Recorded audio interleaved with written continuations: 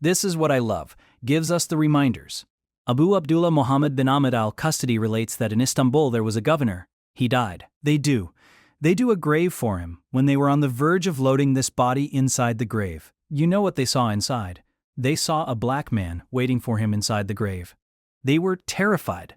Naturally, they were terrified. They didn't want to bury this guy inside this grave, so they dug another grave. Now they've spent hours digging the second grave. They're on the verge of lowering the body inside the grave. And you know what? The same snake they saw in the first is waiting in the second.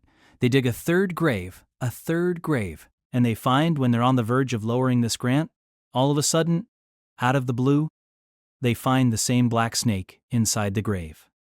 I ask you, my friends, you know on that particular occasion?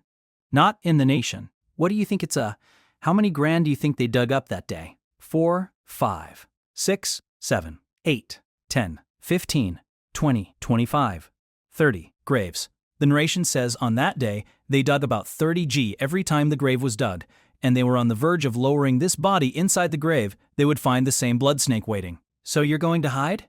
It doesn't come any clearer than this. Where are you going? To hide. Where? Allah.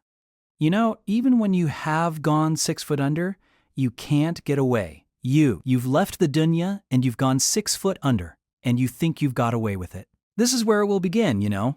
After digging so many graves, they consulted the man. What should we do with this person? May Allah protect us, they said. You know what? Just bury him inside the grave. Leave the rest on the spot with him. And they buried it.